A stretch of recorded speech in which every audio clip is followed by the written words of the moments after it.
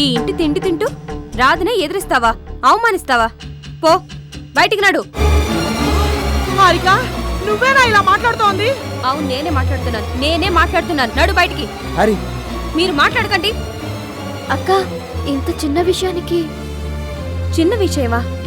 నీకోసం నీ ఫ్రెండ్ ఇంటికొస్తే అవమానించడం చిన్న విషయమా? అనాథ అని కన్నీళ్లు పెట్టించడం అది చిన్న విషయమా? అది కాదక్క. రాధా, ఈ అక్క మీద నీకు ఏమాత్రం అభిమానం ఉన్నా నువ్వు కల్పించుకోవద్దు. ఏం రవణమ్మా, ఇంకా నిలబడ్డావే?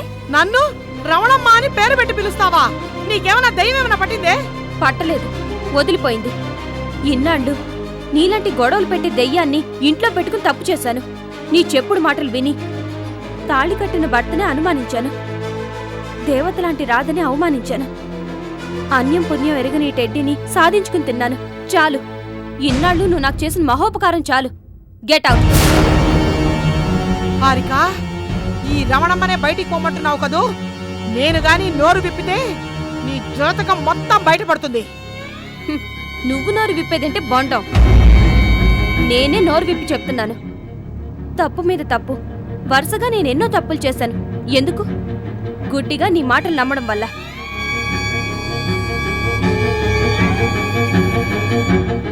చేయకూడని పాపాలా చేశాను. ఎందుకు? నీ తప్పుడు సలహాలు విని తప్పుడు దారిలో నడవడం వల్ల.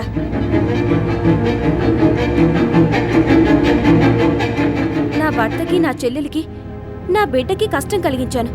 ఎందుకు? నువ్వు పక్కలో బల్లెంలాంటి దానివని తెలుసుకోకపోవడం వల్ల. నీలాంటి దెయ్యం ఉన్న ఇంట్లో సుఖ సంతోషాలు ఆవిరైపోతాయని గ్రహించకపోవడం వల్ల.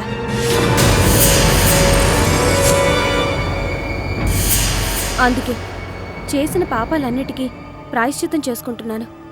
నేను చేసిన తప్పుల్ని నేనే సరిదిద్దుకుంటున్నాను. అది కాదే హారిక. వద్దు, ఇంకేం చెప్పొద్దు. తులసివనం లాంటి ఈ ఇంట్లో నీలాంటి గంజాయి మొక్కకి స్థానం లేదు. దేవతలాంటి రాధను అవమానించిన నీకు ఇంకొక్క క్షణం కూడా ఇక్కడుండే అర్హత లేదు. నడు బయటికి. మీ ఊరికే వెళ్తావో, ఏ కొండమెంచి దూకి చేస్తావో నీ ఇష్టం. నడు. నీకిలా కదే. నడు బయటికి. నడవే. నడు. వదలు. నీకు చెప్పేది. వదవే. నడు.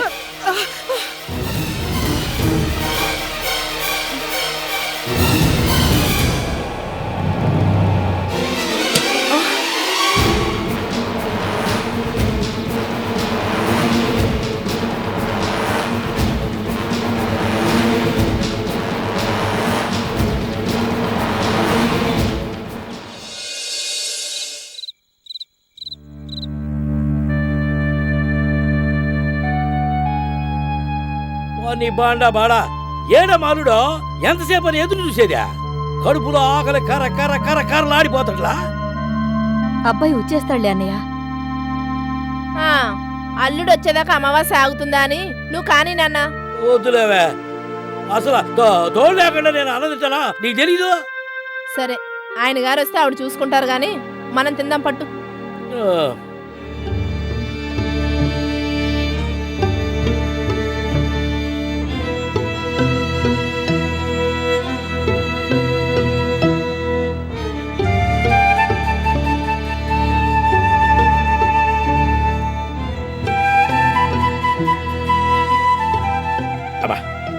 అమ్మాయా, ఏం రుచిగా ఉందమ్మాయా.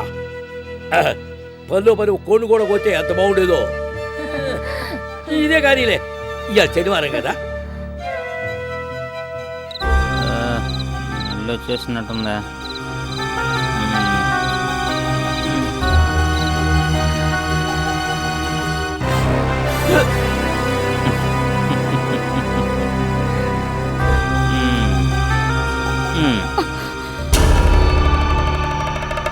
సరే, లేట్ అయింది. తాగొచ్చావా? ఫ్రెండ్ బర్త్డే పార్టీ అంటే హాఫ్ బాటిలే, ఫుల్ కాదు.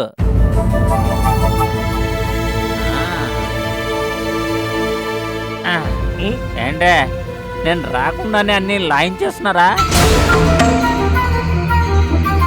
ఏంటా సూపు కొంప తీసి కొడతావా ఏంటి?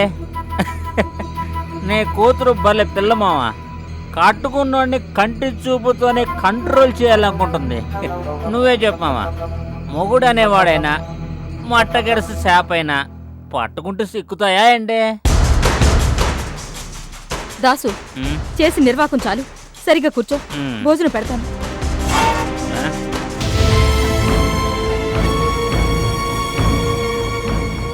ఏంటే నాకు ఫుడ్ పెట్టవా? అదేగా అర్థం. నాన్న ఉలవచారేసుకో. ఉలవచారా? వడ్డించమ్మా, వడ్డించు.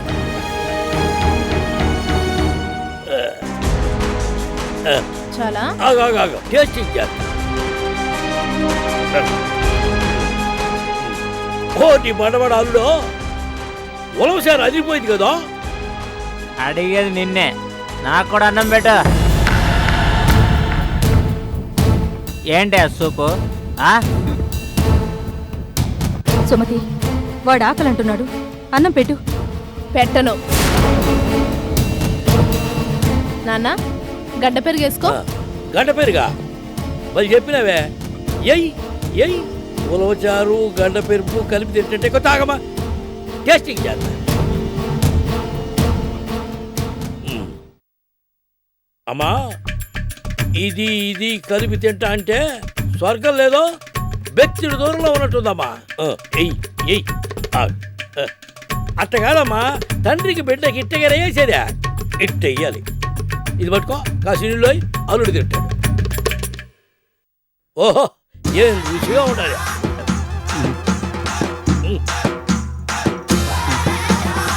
అల్లుడా, ఇప్పుడు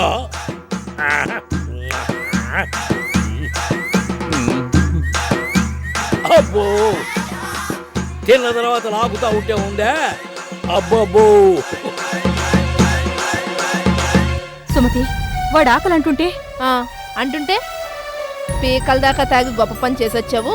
రారా మొగుడా, ఉలవచారులో గడ్డ పెరిగేసి పెడతానని కంచం నిండా వడ్డించాలా? మీ నిర్వాహకం వల్లే ఇలా తయారయ్యాడు. కొడుకు మీద ప్రేమతో మీరే ఆయన నిన్నాలు పూర్తిగా చెడగొట్టారు. ఒళ్ళొంచి పని చేయకుండా ముప్పొద్దులా మేపి. సుమతి, చాలు, ఇన్నాళ్ళు మీరు చేసిన చాలు. నా మొగుడిని ఎలా దారి తెచ్చుకోవాలో నాకు బాగా తెలుసు.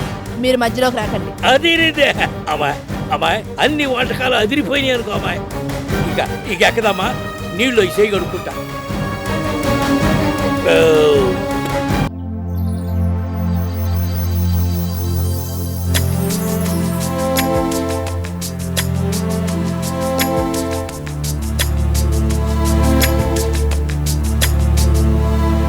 Boss, tiffin ready. వస్తున్నా శృతి. త్వరగా రావాలి, లేకపోతే టిఫిన్ చల్లారిపోతుంది. ఆ తర్వాత ఇదేంటి శృతి, చల్లారిపోయిన టిఫిన్ పెట్టావంటే మాత్రం నేను మాత్రం ఊరుకోను అంతే.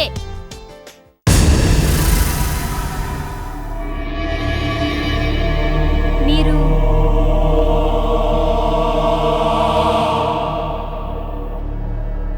అరే, ఎవరంటే చెప్పకుండా అలా సరాసరి లోపలికొచ్చి కూర్చుంటారేంటి?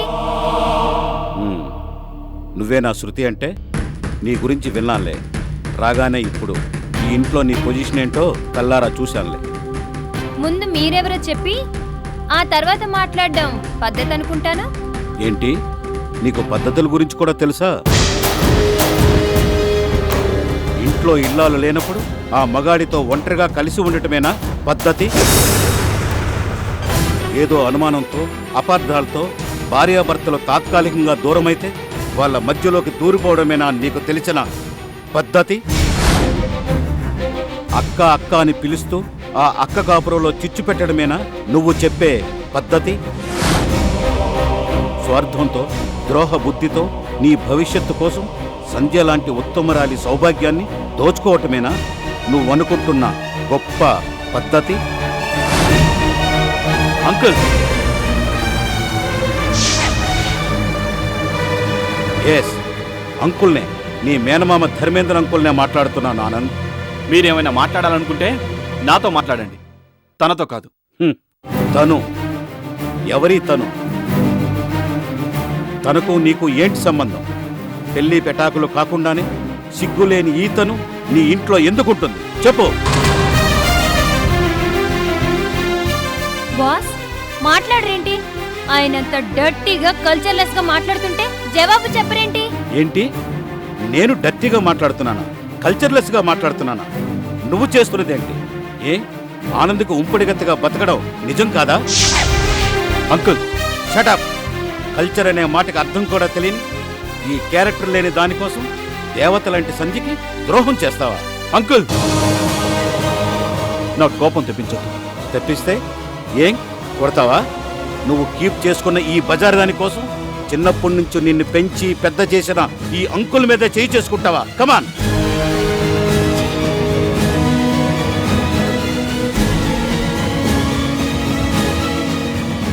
అంకుల్, ఇంకొక మాట మాట్లాడితే నేనేం చేస్తానో నాకే తెలియదు. ఏమైనా చేస్తావరా? చెయ్యగల సమర్థుడు నువ్వు. దేవత లాంటి సంధ్యని అనుమానించి అవమానించి ఇంట్లోంచి వెళ్ళగొట్టిన నువ్వు ఏమైనా చేస్తావా? నీ ప్రాణాన్ని కాపాడడం కోసం తన ప్రాణాలనే పణంగా పెట్టి నిన్ను ఉరికంబం నుంచి రక్షించిన గొప్ప స్నేహితుడి మీదే అబండాలు వేసిన నువ్వు ఏమైనా చేస్తావురా? అదో అనురాగ దేవత, వాడో గొప్ప స్నేహితుడు. ఛీ! ఎగతాళిగా అన్నా నువ్వు కరెక్ట్గానే అన్నావు. వాళ్ళ గొప్పతనాన్ని తెలుసుకోవడం నీకు ఈ జన్మకు సాధ్యం కాదు. అంకుల్, ఏంటి ఇవాళ వాళ్ళ గొప్పదనాన్ని నా ముందు పొగడ్డానికే వచ్చారా? లేదన్నా, లేదు. చిన్నప్పటి నుంచి నిన్ను పెంచిన మేనమామగా, సంజయ్తో నీ పెళ్లిని జరిపించిన పెళ్లి పెద్దగా, మీరిద్దరూ అన్యోన్యంగా కాపురం చేసిన రోజుల్ని కల్లారా చూసి మురిసిపోయిన ఓ ఆత్మీయుడిగా నువ్వు చేస్తుంది తప్పు అని చెప్పడానికి వచ్చాను. కడుపుతో ఉన్న సంధ్యకి ద్రోహం చేయొద్దు అని బతిమలాడడానికి వచ్చాను. ఆ ఒగలాడి శృతి ట్రాప్లో పడొద్దని. అంకుల్, నా జీవితం నా ఇష్టం. నేనేమి హై స్కూల్ పిల్లాన్ని కాదు నీ చేత పాఠాలు చెప్పించుకోవడానికి. ఆనంద్, వద్దు, ఇంకేం చెప్పొద్దు. శృతి విషయంలో మీరే కాదు, ఇంకెవరు చెప్పినా నేను విందల్చుకోలేదు. చిన్నప్పటి నుంచి నన్ను పెంచిన మేనమామగా మీరు ఇంటికి రావచ్చు పోవచ్చు, కానీ పిలువని పేరంటానికి వచ్చినట్టు ఉచిత సలహాలు ఇవ్వాలనుకుంటే మాత్రం ఇప్పుడే కాదు, ఇంకెప్పుడు నా ఇంటికి రావద్దు. That's all.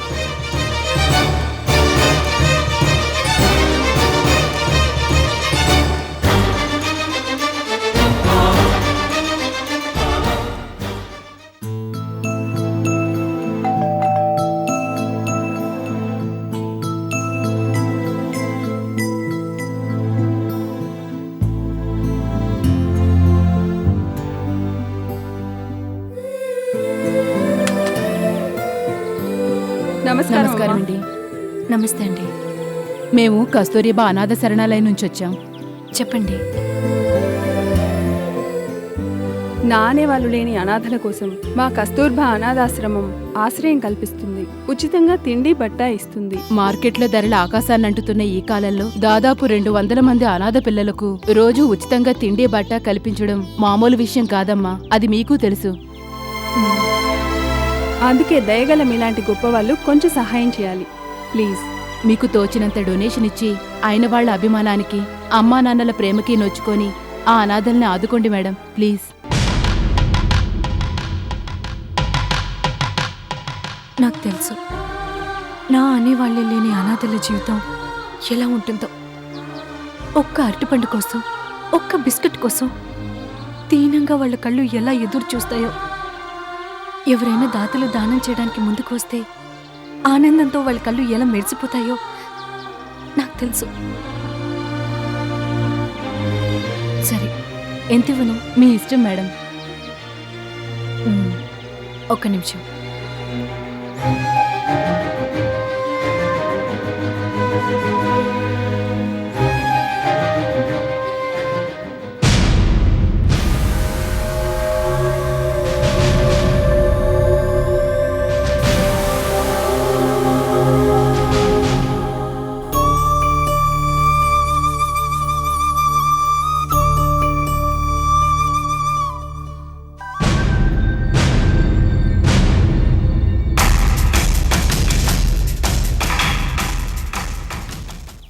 ఇదిగోండి 1000 రూపాయలు.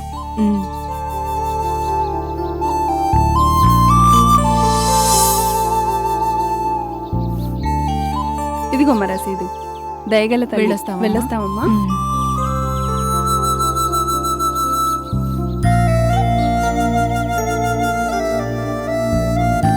ఏంటిది? నిన్నే అత్త అడిగేది. ఎవరు వాళ్ళు? వాళ్ళు కస్తూరిబా అనాథ శరణాలయం నుంచి వచ్చారు. వస్తే పాపం 200 మంది అనాథ పిల్లలు ఉన్నారంట ఆ శరణాలయంలో. ఉంటే ఉంటే ఏముంది, డొనేషన్ ఇచ్చి పంపించాను. డొనేషనా? ఎంత? ఎంతో కాదులే, ఓ 1000 రూపాయలు. అమ్మో, 1000 రూపాయలే? ఎవరిని అడిగిచ్చావు? ఇందులో అడిగేదే ఉంది కావేరి, మనకున్న దాంట్లో ఎంతో కొంత దానం చేస్తే పుణ్యమేగా. బాగుందత్తా, చాలా బాగుంది. కష్టపడి సంపాదించేది మా ఆయనైతే ఇంట్లో కూర్చొని దాన ధర్మాలు చేసేది నువ్వా? కావేరి, నేనేమి దాన ధర్మాలు చేయలేదు. అనాథల కోసం అది ఓ 1000 రూపాయలు విరాళంగా ఇచ్చాను. తప్ప? తప్పున్నారా? నువ్విచ్చిన డబ్బుని వాళ్ళు అనాథలకే ఇస్తారని గ్యారెంటీ ఏంటి? కస్తూరిబా అనాథ శరణాలయం ఓ చారిటీ సంస్థ. ఇదిగో రసీదు. ఇలాంటి రసీదులకెళ్ళే మన సందు చివర ప్రెస్ వాళ్ళకి చెప్తే సాయంత్రానికల్లా అచ్చు గుర్తిస్తాడు ఇలాంటి 100 రసీదు పుస్తకాల్ని. ఏ పేరు మీద కావాలంటే ఆ పేరు మీద. ఇలాంటి చారిటీ సంస్థల భాగోతాలు ఎవరికి తెలియవు. అందినన్ని విరాళాలు అందుకోవడం, గప్చుప్గా గూటకాయ స్వాహా చేసేయడం. కావేరి, తప్పు. ఆ అనాథ శరణాలయం గురించి నాకు తెలుసు.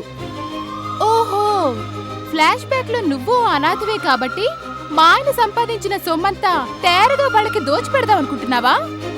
కావేరి, మనకున్న దాంట్లోంచి వీలైనంత వరకు తోటి వారికి సాయం చేయాలి అని చెప్పారు పెద్దవాళ్ళు. దాన్ని ఆదుకోవడం అంటారు, దోచిపెట్టడం అనరు. ఎవరేమంటే నాకేంటి? నువ్వు చేసింది మాత్రం ముమ్మాటికి తప్పే. దానం చేయడం తప్పని నేను అనుకోవడం లేదు. నేను అనుకుంటున్నాను.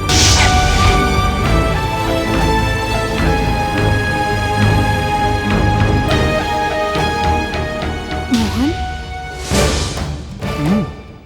నేనంతా విన్నాను సంధ్య. కావేరి అన్నట్టు నువ్వు చేసింది ముమ్మాటికి తప్పే.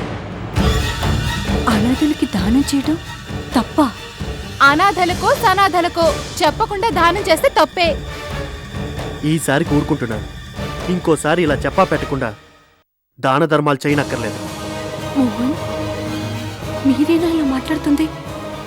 ఎందుకు కావాలంటే ప్రతి విషయంలో నన్ను అవమానిస్తున్నారు, కష్టపెడుతున్నారు. నేను ఏ పాపం చేశానని? ఏం చేశాను అని అలా మెల్లిగా అడుగుతావే?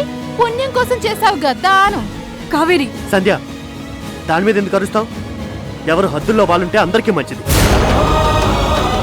అది అలా చెప్పండి. అత్త సొమ్మని అల్లుడు దానం చేసినట్టు అనాథల కోసం వాళ్ళెవరో వచ్చారట. చెప్పా పెట్టకుండా ఈవిడ గారు దోచిపెడుతుందట. కావేరి, ఆఫ్టర్ ఆల్ 1000 రూపాయల కోసం ఎందుకింత రాదంతం చేస్తావు? ఏంటి ఆఫ్టర్ ఆల్ 1000 రూపాయల? సంపాదిస్తే తెలుస్తుందమ్మా కష్టమంటే ఏంటో. మా ఆయన రెక్కలు ముక్కలు చేసుకుని సంపాదిస్తుంటే నీ గొప్ప కోసం నువ్వు. కావేరి, సంధ్య,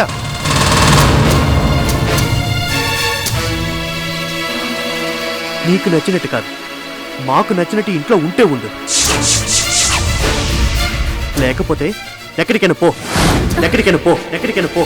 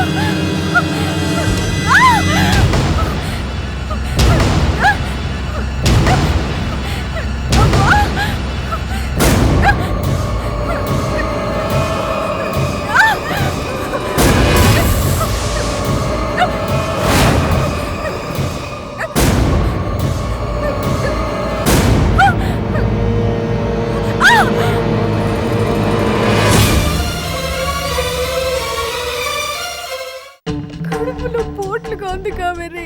తెల్లారా కూడా తగ్గకపోతే అప్పుడు చూద్దాం. కావేరి ఏంటి? నేను వెళ్తున్నాను. Okay okay. నీ సూట్ కేస్ ని చెక్ చెయ్యాలి. కరెక్ట్.